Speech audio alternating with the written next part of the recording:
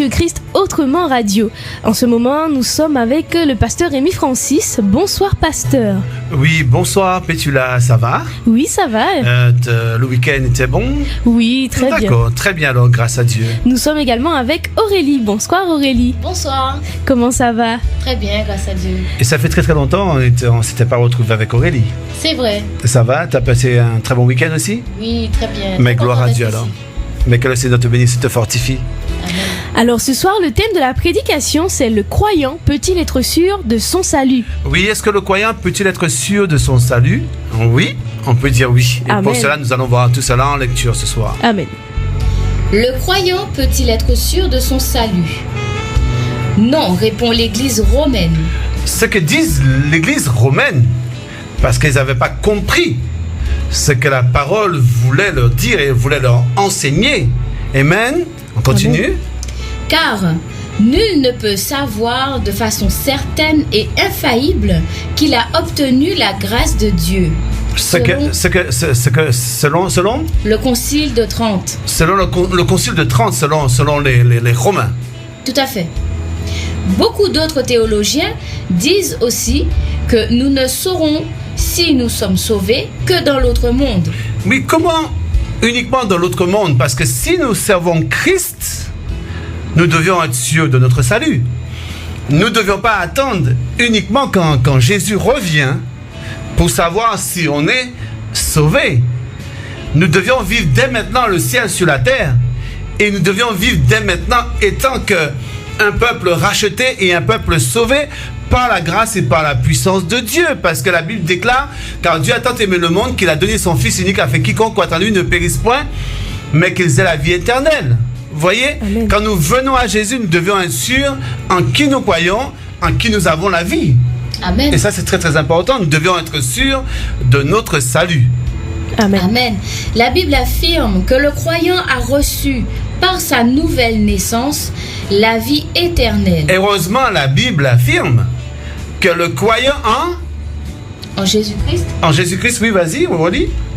Que le croyant a reçu par sa nouvelle naissance la vie éternelle. Le croyant a reçu par sa nouvelle naissance la vie éternelle en Jésus-Christ de Nazareth. C'est pourquoi nous devions être sûrs, dès que nous sommes nés de nouveau, et si nous avons fait une repentance sincère, et si nous marchons selon la parole, selon la puissance de Dieu, nous pouvons être sûrs que nous sommes sauvés en Jésus de Nazareth. Et la vie éternelle qui, par définition, ne finira jamais. Jamais, ça ne finira jamais parce que c'est une grâce et une puissance de Dieu. Et c'est ce que Dieu nous appelle à avoir la vie éternelle en lui et par lui uniquement. Amen. Amen. Alors il est écrit dans Jean chapitre 3 verset 16. Amen. Car Dieu a tant aimé le monde qu'il a donné son Fils unique. Oui, si Dieu a donné son Fils unique, c'est pas pour des prunes, n'est-ce pas? C'est pour que nous soyons sauvés. Amen. C'est pour que nous soyons restaurés. C'est pour que nous soyons bénis. C'est pour que nous ayons l'assurance de notre salut. Amen. Il n'est pas venu, Jésus-Christ, par hasard. Il est venu et accomplir la volonté du Père afin que nous puissions être réconciliés avec lui, afin que nous puissions rentrer encore dans la plénitude. Parce que l'homme, à la base, n'était pas appelé à mourir, ni à souffrir. Mais comme le péché est entré dans le monde, l'homme souffre et l'homme meurt. Vous voyez? Amen. C'est pourquoi tout sera rétabli. Mais pour cela, nous devions croire en Jésus-Christ de Nazareth et notamment marcher selon sa parole et selon sa puissance. Amen. Donc, car Dieu a tant aimé le monde qu'il a donné son Fils unique, afin que quiconque croit en lui ne périsse point, mais qu'il ait la vie éternelle. Amen. Le verset 36 nous dit: celui qui croit au Fils a la vie éternelle. Celui qui croit Au Fils. Mais comment on peut dire qu'on ne peut pas être sûr de notre salut? La Bible dit, celui qui a le Fils a la vie éternelle. Il ne te dit pas peut-être, non. Mais il te dit, celui qui croit au Fils a la vie éternelle. Et ça, nous devions être sûrs en qui nous croyons. Et ce que nous faisons, c'est nous marchons en étant qu'hommes ou femmes régénérés et nés de nouveau. Nous avons le salut en Jésus de Nazareth. Celui qui ne croit pas au Fils ne verra point la vie, Amen. C'est tout à fait logique que celui qui n'a pas le Fils ne verra pas la vie, n'aura pas la vie éternelle, sera condamné. Mais la colère de Dieu demeure sur lui. Amen.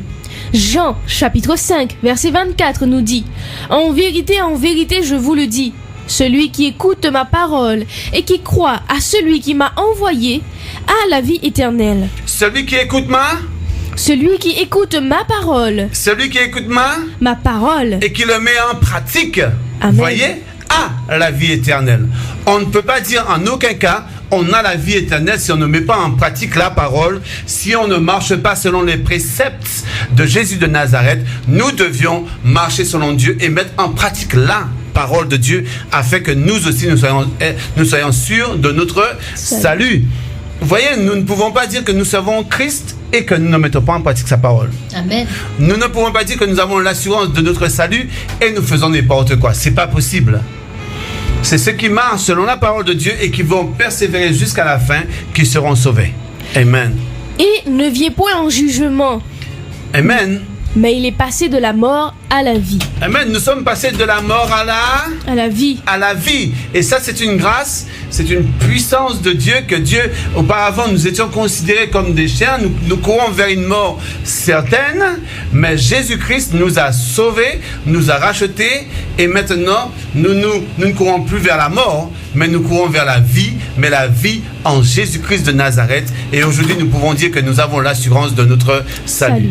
Jean chapitre 11, versets 25 à 26 nous dit: Jésus lui dit: je suis la résurrection et la vie. Jésus lui dit: je suis la résurrection et la vie. Et la vie. La vie. Alors, imagine-toi.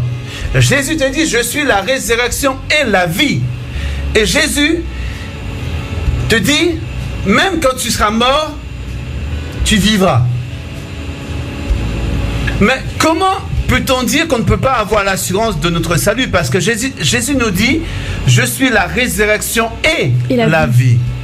C'est pourquoi nous devions marcher selon la parole de Dieu et mettre la parole de Dieu en pratique dans notre vie, parce que nous sommes appelés à marcher selon les préceptes, selon la parole de Dieu, et mettre la parole de Dieu en pratique dans notre vie. Celui qui croit en moi vivra, quand même il serait mort. Amen. Parce que celui qui croit en lui, et même qui serait mort, il vivra, parce que Jésus a dit: je suis la résurrection et la vie. Ce qui veut dire, même si tu quittes ce monde, tu vas dans ce lieu de repos, parce que là tu es endormi. Quand Jésus-Christ reviendra, qu'est-ce qu'il va faire? Il va te ressusciter. Amen. Verset 26, et quiconque vit et croit en moi ne mourra jamais. Quiconque vit et croit en moi, vit et croit en moi ne mourra jamais. Amen. C'est pourquoi quand on croit en lui, on vivra éternellement pour lui. Voyez? Amen. Ça, c'est une grâce. Nous avons maintenant l'assurance de notre salut parce que nous croyons en Jésus de Nazareth. Crois-tu cela? Oui, on peut poser aux auditeurs et auditrices qui nous écoutent en ce moment: crois-tu cela? Et ça, c'est une grâce, et ça, c'est la vérité, c'est la parole de Dieu. Alors, c'est pourquoi ce soir, nous vous conseillons de prendre des notes et de noter ces différents versets que vous entendez. Amen. Le Seigneur lui-même garde ses brebis. Elles ne périront jamais. Le Seigneur lui-même garde ses brebis. Garde ses brebis. Le Seigneur lui-même garde ses brebis. Vous voyez, nous sommes les brebis du Seigneur. Et si nous marchons selon sa parole, selon sa puissance, selon sa fidélité, si nous marchons comme lui, il nous demande qu'est-ce qu'il va faire. Il va nous garder. Il va nous garder.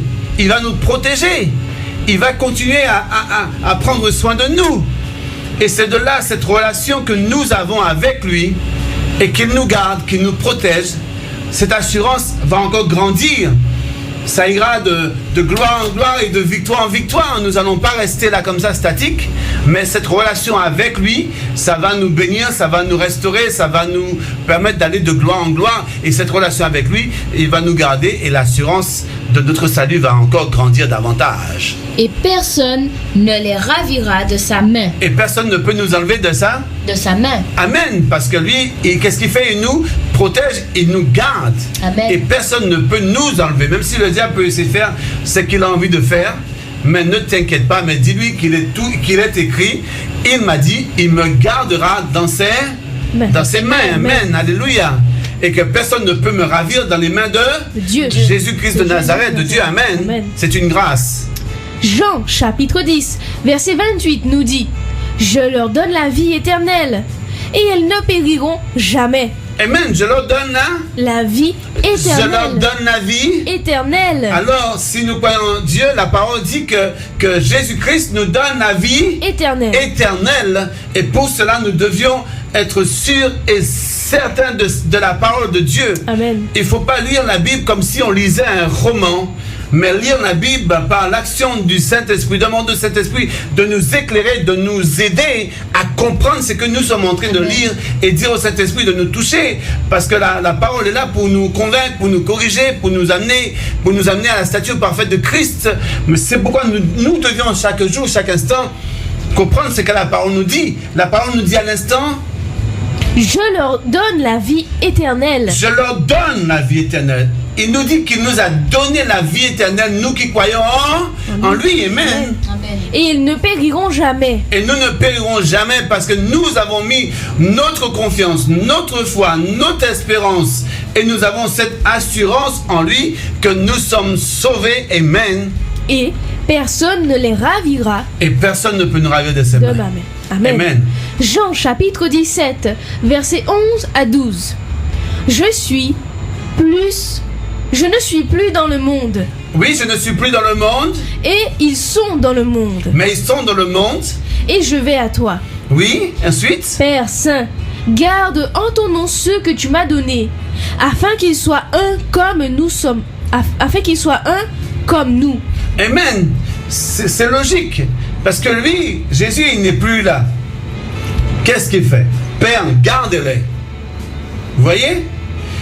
Afin que nous soyons un avec le Père, le Fils et le Saint-Esprit.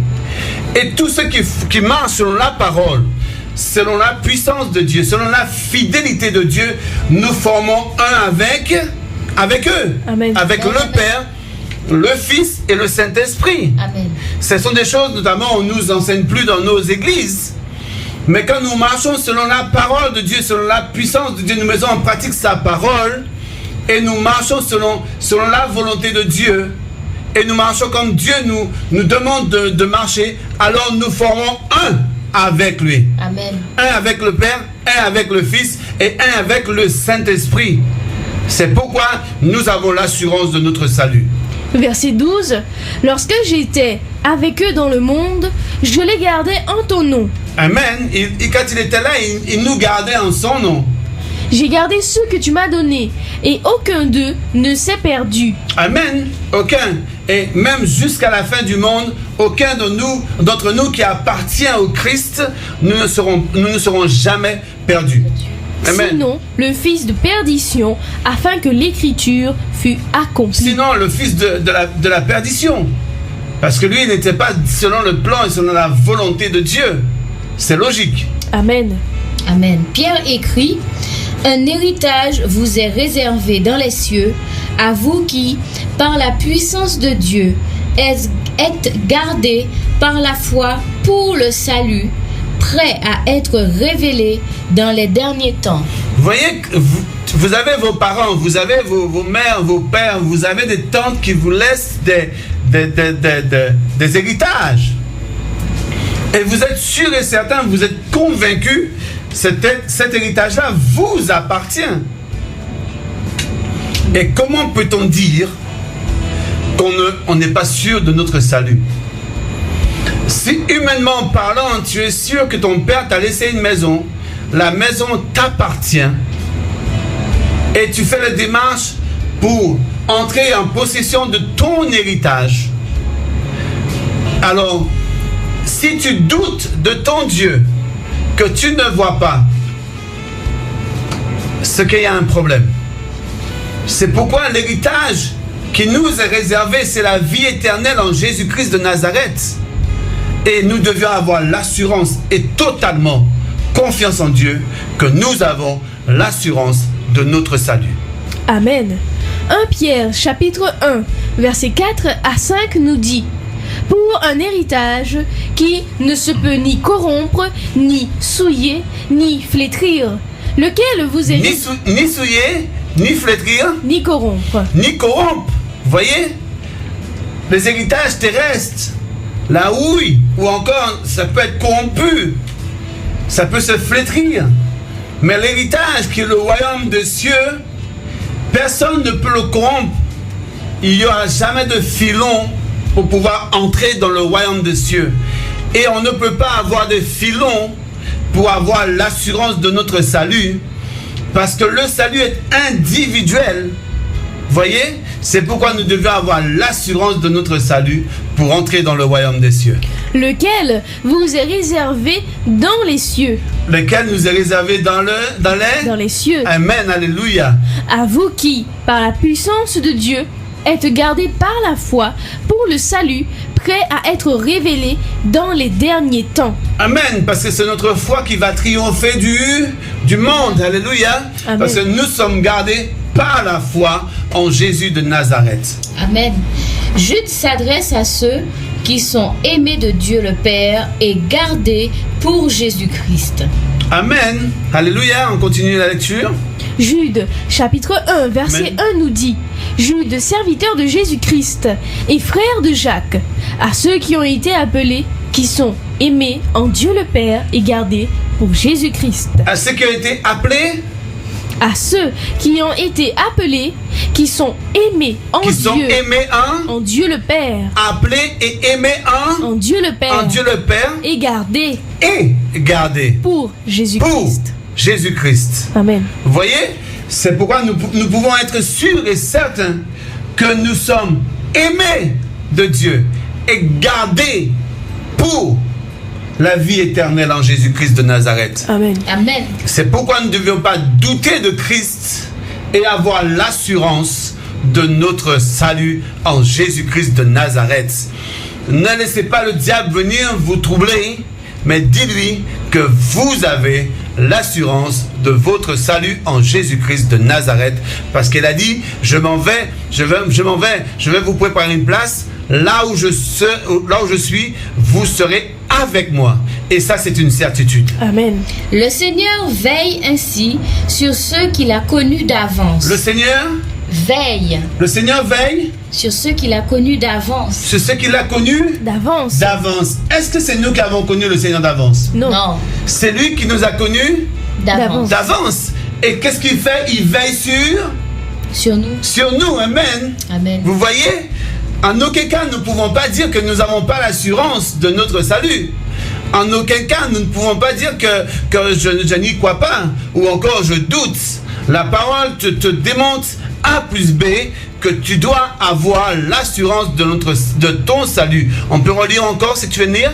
Le Seigneur veille ainsi sur ceux qu'il a connus d'avance. Le Seigneur veille ainsi sur ceux qu'il a connus d'avance. Vous voyez, ce n'est pas nous qui avons aimé premièrement le Seigneur, mais c'est lui qui nous a aimés premièrement. C'est pourquoi il nous a créés, c'est pourquoi nous sommes la prunelle de ses yeux, et c'est pourquoi il nous a réconciliés avec Dieu, afin que nous puissions être réconciliés avec lui, afin que nous rentrons en possession de notre héritage.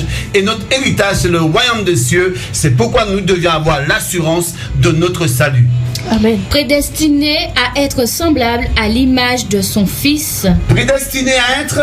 Semblable à l'image. C'est pourquoi quand il reviendra chercher une église sans ride et sans tache, alors nous serons Semblable à l'image de son Fils. Oui, semblable à l'image de son Fils. Fils, Jésus-Christ de Nazareth. Amen. Parce que nous courons pour atteindre la stature parfaite de Christ et nous allons y arriver, vous voyez. Et ça, c'est une certitude parce que nous avons l'assurance de notre salut. Amen. Appelé, justifié et glorifié. Appelé, Justifié, glorifié. appelé, justifié et glorifié. Vous voyez, nous sommes appelés, ensuite nous sommes justifiés et nous sommes glorifiés. Appelés, justifiés, glorifiés pour Dieu le Père. Alléluia. Parce que nous sommes bénis par lui. il nous a appelés justifiés, et glorifiés. glorifiés. Amen. De telle sorte que plus rien ne pourra les séparer de son amour.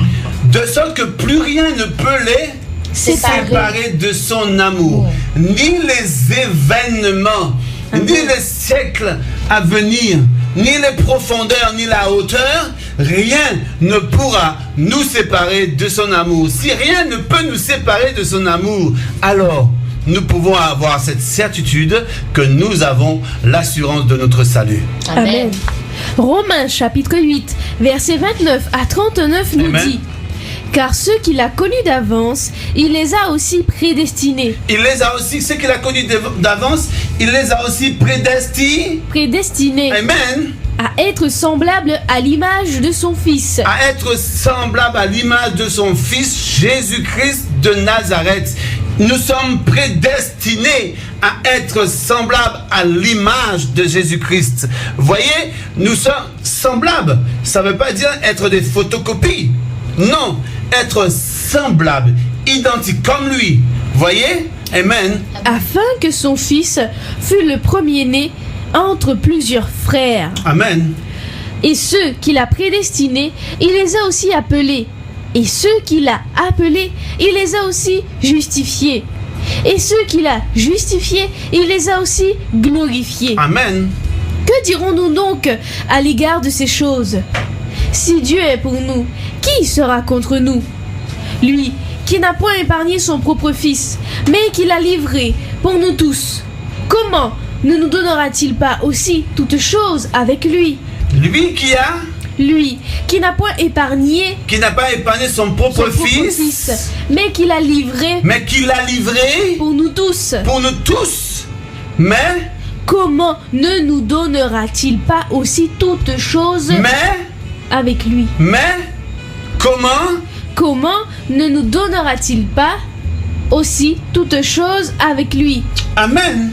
Amen, amen. C'est que tout ce que Jésus a, toutes choses, il dit toutes choses, il dit pas à moitié. Amen.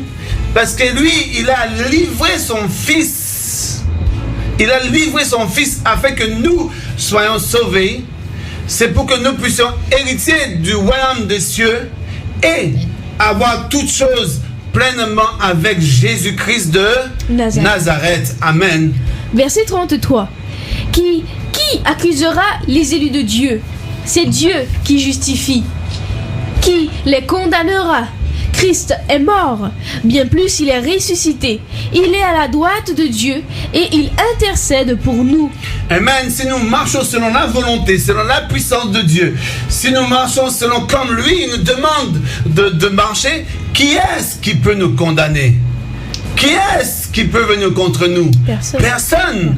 Parce que lui-même, il est notre avocat auprès du Père. Il intercède en notre faveur. C'est pourquoi nous devions marcher selon la parole, selon la puissance de Dieu, marcher dans la plénitude de l'Esprit de Dieu et laisser le Saint-Esprit faire une œuvre parfaite en nous afin que nous soyons des hommes et des femmes accomplis selon la parole et la puissance de Dieu. Verset 35. Qui nous séparera de l'amour de Christ? Personne. Sera-ce la tribulation? Non. Ou l'angoisse? Non, pas du tout. Ou la persécution? Non. Ou la faim? Non. Ou la nudité? Non, pas du tout. Ou le péril? Non. Ou l'épée? Non. Selon qu'il est écrit, c'est à cause de toi qu'on nous met à mort tout le jour. Oui, c'est à cause de Jésus-Christ. À cause de Jésus-Christ, parfois quand tu prêches ou bien quand tu dis la vérité, on ne veut pas t'entendre. Amen. Voyez? Mais c'est pourquoi un homme, un chrétien qui est mature, un chrétien qui marche selon la parole de Dieu, qui est mature, quels que soient les événements, quelles que soient les circonstances, quel que soit ce qui peut arriver, il dit gloire à Dieu. Amen. Il dit Alléluia. Il n'est pas ballotté à toutes sortes de vents et doctrines, mais il sait qui est mort pour lui. Un chrétien qui est mature, même si les événements arrivent, même si les tempêtes arrivent, même si la faim est là, même si la soif est là, voyez, qu'est-ce que lui il fait? Il continue à adorer le Seigneur. Il continue à louer le Seigneur. Seigneur, quelles que soient les circonstances, je te servirai parce que je suis sûr de mon salut. Tu es mort pour moi, tu m'as dit, tu es parti, tu t'en vas, oui, mais tu m'as laissé une promesse, tu m'as laissé le Saint-Esprit et tu m'as dit, je reviendrai te chercher. Alors Seigneur, je marche selon ta parole, selon ta puissance, car j'ai la certitude et j'ai l'assurance de mon salut. Amen. Qu'on nous regarde comme des brebis destinées à la boucherie. Mais dans toutes ces choses, nous sommes plus que vainqueurs par celui qui nous a aimés. Oui, parce qu'il y a certaines personnes qui prêchent notamment, qui ne sont même pas sûrs de leur salut. Moi, je dirais c'est une aberration, c'est une hérésie, c'est anti-biblique quand même. Alléluia. Amen. Mais c'est pourquoi, quelle que soit la personne qui prêche, doit être lui-même être sûr de son salut, afin de, quand il vient enseigner la parole de Dieu, qu'il prêche avec force et autorité et détermination, et qu'il est sûr de son salut, afin que les autres qui l'entendent, qu'eux-mêmes aussi soient touchés par la grâce et la puissance de Dieu, et qu'eux-mêmes aussi qu'ils soient sûrs de leur salut en Jésus-Christ de Nazareth. Verset 38. Car j'ai l'assurance que ni la mort, ni la vie, ni les anges, ni les dominations, ni les choses présentes, ni les choses à venir, ni les puissances, ni la hauteur, ni la profondeur, ni aucune autre créature, Continue. ne pourra nous séparer de l'amour de Dieu manifesté en Jésus-Christ notre Seigneur. Ni aucune autre créature, Amen. Ni les anges, ni les événements ne pourra nous séparer de l'amour de Dieu manifesté en Jésus-Christ. De l'amour manifesté en Jésus-Christ de Nazareth, notre Seigneur et Sauveur. C'est pourquoi nous pouvons dire haut et fort que nous avons l'assurance de notre salut en Jésus de Nazareth. Amen. Ceux qui ont cru ont été scellés du Saint-Esprit pour le jour de la rédemption. Ceux qui ont cru ont été scellés du Saint-Esprit. Amen. Voilà aussi notre marque, parce que nous sommes remplis du Saint-Esprit et scellés par le Saint-Esprit pour le jour de la rédemption. Ce qui veut dire que nous avons l'assurance de notre salut. Amen. Éphésiens chapitre 1, versets 13 à 14. En lui, vous aussi, après avoir entendu la parole de la vérité, l'évangile de votre salut, en lui, vous avez cru et vous avez été scellés du Saint-Esprit qui avait été promis, lequel est un gage de notre héritage. Amen. Lequel est un gage Amen. de notre héritage.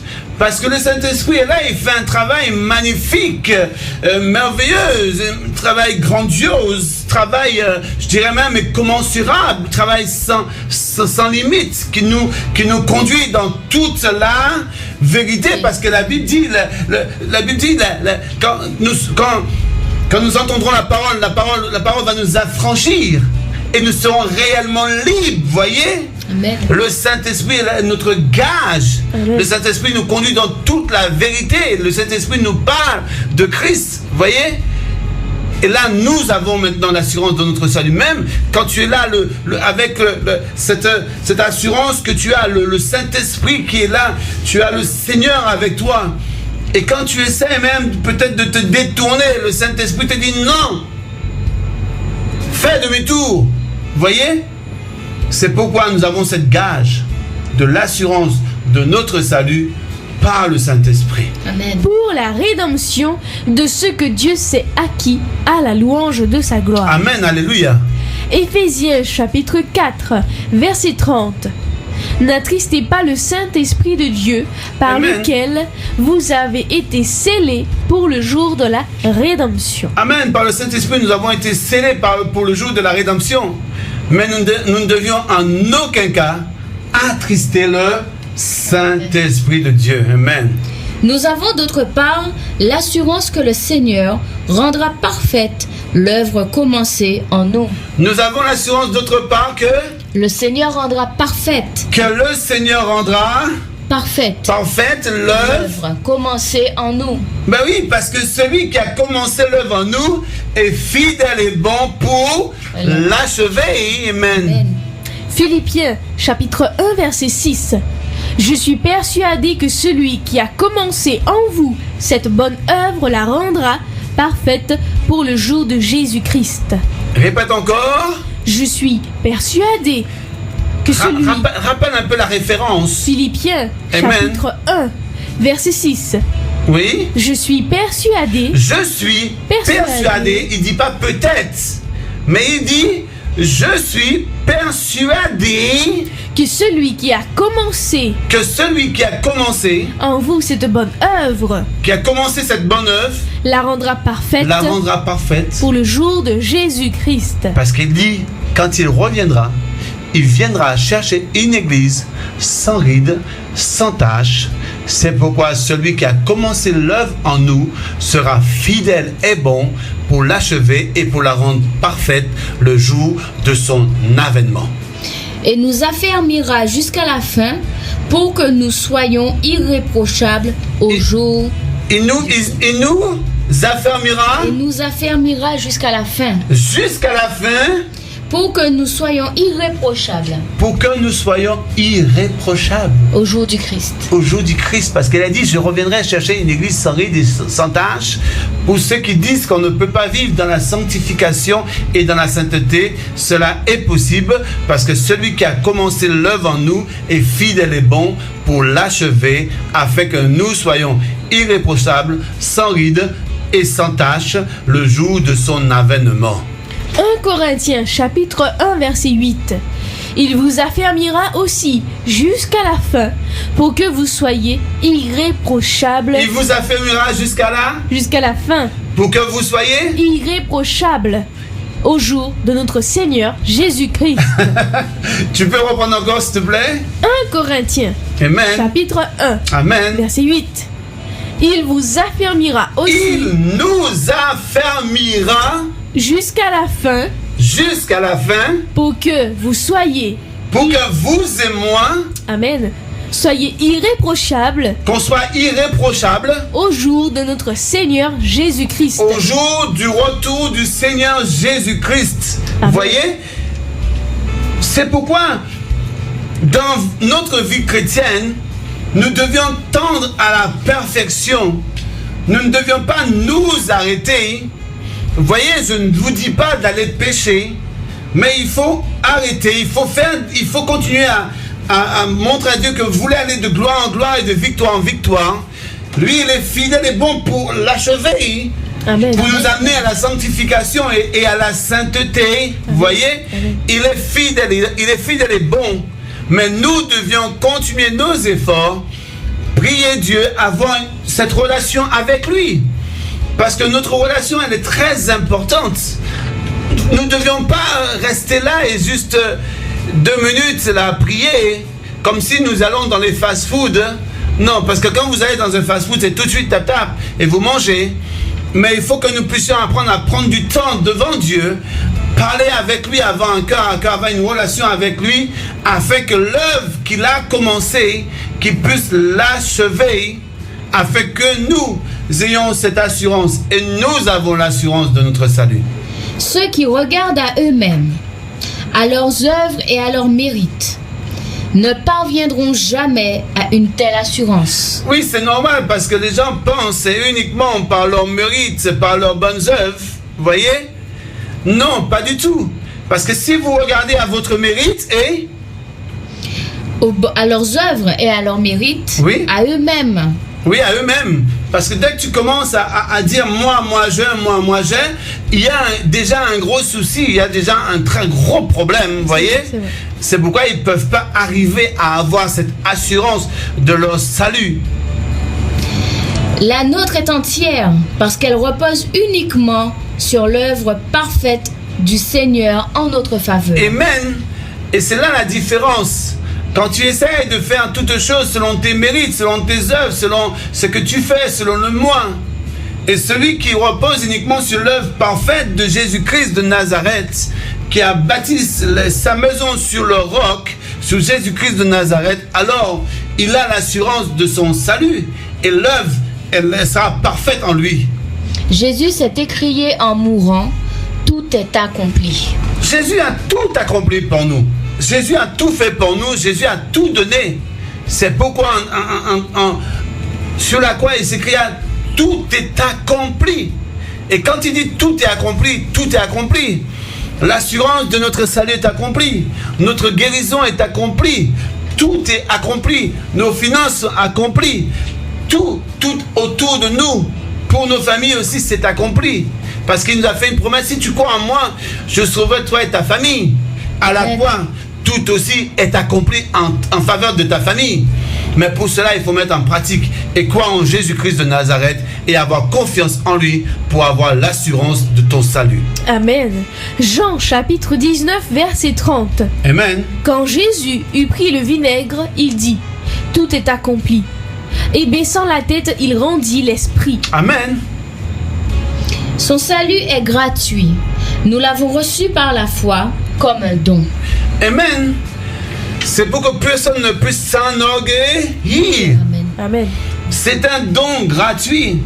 Et personne ne peut pas dire c'est grâce à moi un tel est sauvé ou encore grâce à moi je suis sauvé.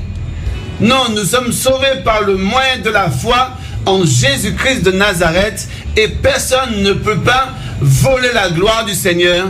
La gloire revient uniquement à Jésus-Christ de Nazareth seul, parce que c'est lui seul qui a été à la croix, lui seul qui a tout donné pour nous, lui seul qui a crié sur la croix du calvaire que Père, tout est accompli. Amen. Amen. Et personne ne peut pas dire cela, tout est accompli. Nous pouvons dire aujourd'hui tout est accompli en Jésus-Christ de Nazareth, mais nous ne pouvons pas le dire pour nous-mêmes, pour dire simplement dans mon nom que tout est accompli. Non, pas du tout. Non. Nous savons que tout est accompli uniquement en Jésus-Christ de Nazareth. C'est pourquoi personne ne peut s'enorgueillir. Le don de Dieu, c'est un don gratuit par le moyen de la foi en Jésus-Christ de Nazareth. Et l'assurance de notre salut, c'est un don gratuit en Jésus de Nazareth. Amen. Romains chapitre 3 verset 24. Et ils sont gratuitement justifiés par sa grâce, par le moyen de la rédemption qui est en Jésus-Christ. Par le moyen de la rédemption, nous sommes totalement et entièrement Justifiés par sa grâce. Par sa grâce, vous voyez, par sa grâce. C'est par sa grâce, nous sommes graciés. C'est une grâce et aujourd'hui Amen. nous pouvons bénir le nom du Seigneur pour cette grâce qu'il nous fait. Parce que imaginons-nous un peu, si nous devions payer pour hériter le royaume des cieux, même l'homme le plus riche au monde n'aura pas suffisamment d'argent pour payer ce don-là. Vous voyez? Amen. Oui. C'est pourquoi c'est une folie pour les hommes, pour ceux qui se perdent. C'est une folie pour l'être humain. Il suffit de croire en Dieu et de marcher comme il nous demande et d'être dans sa volonté. Et par grâce, pure grâce, nous sommes sauvés. Allez expliquer ça à certaines personnes. Ils vont dire que nous sommes fous. Nous sommes des gens... ils vont essayer de nous qualifier de toutes sortes de choses. Mais c'est une grâce de Jésus-Christ de Nazareth d'être sauvé et racheté. Vous voyez? Romains chapitre 5 versets 1 à 5. Étant donc justifiés par la foi, nous avons la paix avec Dieu par... Étant donc justifiés par la foi, nous avons la paix avec Dieu. Nous avons la paix avec Dieu. Étant donc justifiés par la foi, nous avons donc maintenant la paix avec Dieu. Avec Dieu, vous voyez? C'est pourquoi nous pouvons avoir l'assurance de notre salut, parce que nous avons maintenant fait la paix avec lui par le moyen de la foi en Jésus-Christ de Nazareth. Donc, étant donc justifiés par la foi, nous avons la paix avec Dieu par notre Seigneur Jésus-Christ, à qui nous devons d'avoir eu par la foi accès à cette grâce, dans laquelle nous demeurons ferme. Et nous nous glorifions dans l'espérance de la gloire de Dieu. Nous nous glorifions Dans l'espérance de la gloire de Dieu. et de la gloire de Dieu. Amen. Pas dans autre chose. Parce que nous savons, il y a un seul nom qui nous a été donné, par lequel nous devions être rachetés, bénis, sauvés, guéris, délivrés, uniquement le nom de Jésus-Christ de Nazareth seul. Amen. Vous voyez, les hommes parlent de toutes sortes de dieux, de toutes sortes de personnes. Mais est-ce que ces personnes nous ont déjà promis d'avoir la vie éternelle en Jésus-Christ de Nazareth? Personne. Personne, vous voyez? C'est pourquoi nous pouvons nous glorifier en Dieu, en Jésus. Dieu, en Jésus-Christ de Nazareth, qui nous fait la grâce d'être sauvés. Et aujourd'hui, nous pouvons dire que nous avons l'assurance de notre salut. Amen. Verset 3. Bien plus, nous nous glorifions même des afflictions. Oui, Sachant. certaines personnes vont dire, mais comment ils font pour se glorifier des afflictions? C'est pourquoi je parle parfois de maturité spirituelle. Quand tu atteins cette maturité spirituelle, tu vas même te glorifier des afflictions. Tu vas même te glorifier parfois de certaines choses qu'on te fait. Les gens vont dire, mais il est fou ce gars, il n'est pas bien. Mais comment il fait pour dire gloire à Dieu? Seigneur, je te remercie parce qu'on m'empêche de parler de toi. Seigneur, je te glorifie parce qu'on ne veut pas que je vienne prêcher dans telle église, dans l'église. Mais Seigneur, je te glorifie. On dit des choses forcément de moi. Seigneur, je te glorifie. Mais quand les gens vont commencer à parler que du bien de toi, pose-toi des questions. Amen. C'est qu'il y a quelque chose qui ne va pas. Amen. Mais quand on essaye toujours de te mettre à côté, ou encore on essaye de dire toutes sortes de choses qui ne glorifient pas Dieu en ton encontre, mais dis-toi, gloire à Dieu parce que tu es dans la volonté de Dieu. Amen. Amen. Et il faut être sûr aussi que tu marches dans la volonté de Dieu. Amen. Parce que j'ai dit souvent, je ne veux pas me retrouver dans des histoires d'argent ni de filles ou autres, mais si demain matin on veut me dire quelque chose, on veut me reprocher quelque chose, ou on veut me dire certaines choses, mais c'est uniquement à cause de la parole, uniquement à cause de Jésus-Christ de Nazareth, parce que c'est la seule et unique chose que je veux qu'on me reproche. Voyez? Amen. À cause de la vérité, c'est pas grave. Mais en tout cas, béni soit le nom du Seigneur, parce que quand on est mature spirituellement, on a cette force de dire, Seigneur, nous te bénissons, nous te glorifions pour les afflictions. Amen. Donc, bien plus, nous nous glorifions même des afflictions, sachant que l'affliction produit la persévérance. L'affliction produit la persévérance. Mais plus on veut te dire de te taire, mais c'est plus tu vas parler, parce que plus tu as l'espérance, tu as la grâce, tu as la force de Dieu. Et qui est-ce qui t'a donné cette force? C'est Dieu. C'est Dieu. Alors va avec cette force qu'il t'a donnée. Amen, amen. Vous voyez, si on ne veut pas t'écouter quelque part, tu secoues la poussière de tes pieds, c'est qu'il t'a dit. Amen. Amen, amen. Et quand tu secoues la poussière de tes pieds, qu'est-ce que tu fais? Tu vas encore dans une autre contrée, tu vas encore dans une autre ville, tu vas encore ailleurs prêcher. Amen. Amen. Alléluia, parce que c'est Dieu qui est derrière sa Parole. Amen. Verset 4. La persévérance, la victoire dans l'épreuve. La persévérance, la victoire dans l'épreuve. L'épreuve. Vous allez me dire comment l'épreuve amène la victoire. Mais l'épreuve fortifie notre foi. L'épreuve nous pousse à aller de gloire en gloire et de victoire en victoire. L'épreuve nous pousse à grandir avec Dieu. Parce que nous ne comptons pas sur notre propre force et nous ne sommes pas notre propre avocat. Nous avons notre avocat, nous avons Jésus de Nazareth.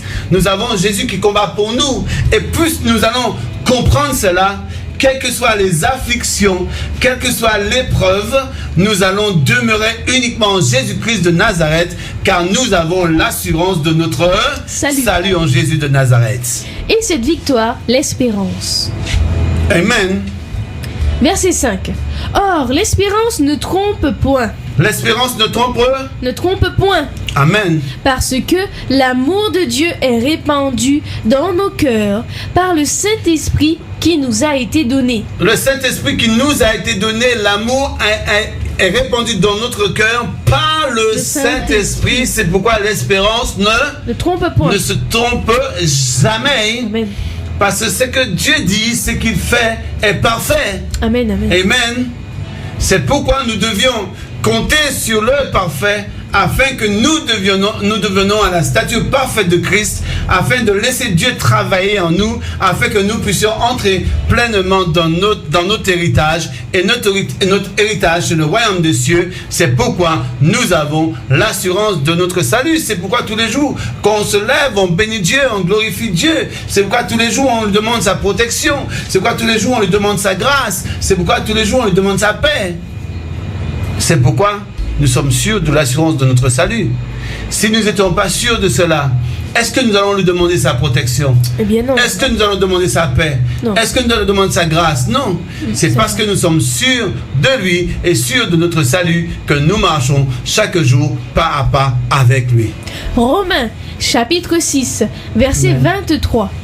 Car le salaire du péché, c'est la mort, mais le don gratuit de Dieu, c'est la vie éternelle en Jésus-Christ notre Seigneur. Le salaire du péché, c'est la mort. C'est la mort, mais Le don gratuit de Dieu, c'est la vie éternelle en Jésus-Christ. le don gratuit de Dieu, c'est la vie éternelle. vie éternelle en Jésus-Christ de Nazareth. Amen. C'est pourquoi nous pouvons mettre un verset avec.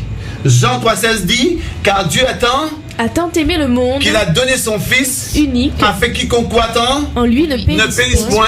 mais qu'il ait la vie éternelle. C'est pourquoi le salaire du péché, C'est la mort. mais Le don gratuit de Dieu, c'est la vie éternelle. en Jésus-Christ de Nazareth. Alors si tu Amen. crois en lui et si tu fais sa volonté, tu marches selon lui, alors tu as l'assurance de ton salut, alors tu as la vie éternelle en Jésus-Christ. Amen. Éphésiens, chapitre 2, verset 8 à 9. Car c'est par la grâce que vous êtes sauvés, C'est par la grâce que nous sommes sauvés. par le moyen de la foi. Amen, alléluia, comme on disait alors là, c'est par la grâce, c'est par le moyen de la foi, afin que personne ne puisse s'enorgueillir, personne ne puisse se glorifier. Exactement. Mais c'est uniquement en Jésus de Nazareth. Et cela ne vient pas de vous, c'est le don Amen, de heureusement, Dieu. heureusement, parce que si cela venait de nous, je pourrais te regarder et te dire Amen, alléluia.